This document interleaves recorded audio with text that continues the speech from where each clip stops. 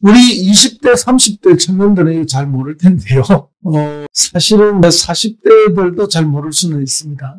이게 이제 87년 민주화 대투쟁이라는 게 있습니다. 민주대항쟁이죠. 국민운동본부라는 게 만들어지고 대통령 직선제 개헌을 위해서 그렇게 투쟁을 했죠. 전두환 군사정권이 1980년부터 87년까지 이어졌는데요. 이 전두환 군사독재 정권을 맞서서 우리가 투쟁을 한 거 아닙니까? 그 어마어마한 투쟁 속에서 결국은 민주화 운동 세력이 승리하고 87년 개헌이 있었습니다. 그 개헌을 할 때 다음에 뽑히는 대통령의 임기는 2월 25일로 하고 그 다음에 이제 개헌안이 10월 29일 날 발효를 하기 시작했는데 그 발효를 한 6개월 내에 다음 국회의원 임기를 시작한다. 이렇게 헌법 부칙에 들어있습니다.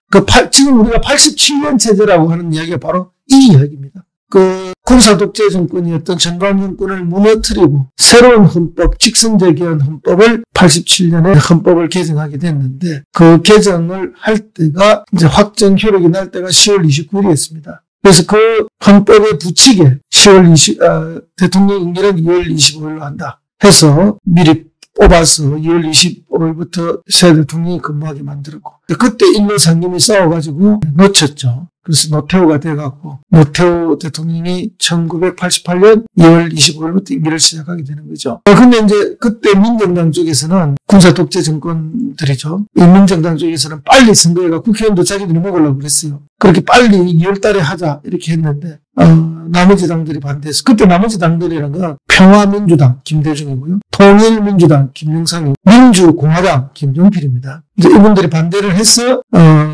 국회의원 선거가 늦추어진 거죠. 그래서 4월로 늦추어지고 5월 30일부터 새 임기가 시작된 거예요. 88년 국회의원 선거 때 처음으로 뽑힌 사람이 누구냐? 국회의원에 당선된 사람 중에 여러분이 기억할 가장 위대한 국회의원 그리고 여러분이 영원히 기억할 가장 위대한 대통령 노무현이 그때 처음 국회의원에 뽑힙니다. 그리고 5월 30일부터 첫 임기를 시작하죠. 그 국회의원 선거를 할 때요. 부산 동구였습니다. 지역구가. 제가 노무현 대통령의 동구에 큰 동이 4개가 있습니다. 소량동, 수정동, 그 다음에 범천동, 범일동 이렇게 했습니다. 소량 1동부터 6동까지 자원봉사팀장을 제가 직접 했습니다.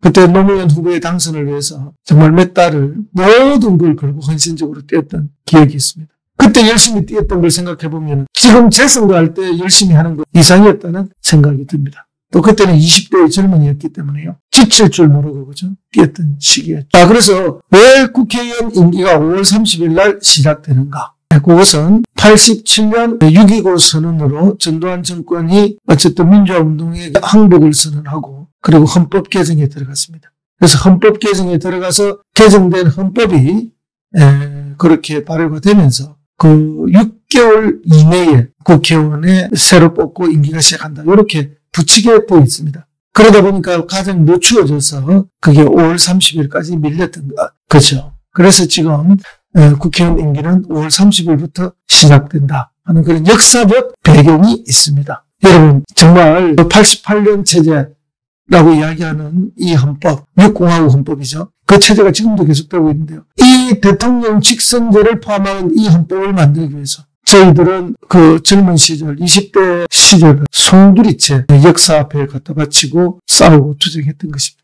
그렇게 얻어낸 성과물이죠. 민주화의 성과물입니다. 그 성과물의 부칙, 헌법 부칙에 이렇게 되어 있다는 것을 다시 한번 말씀드리고요. 그 20대 전반기 내내 체류탄 속에서 그죠?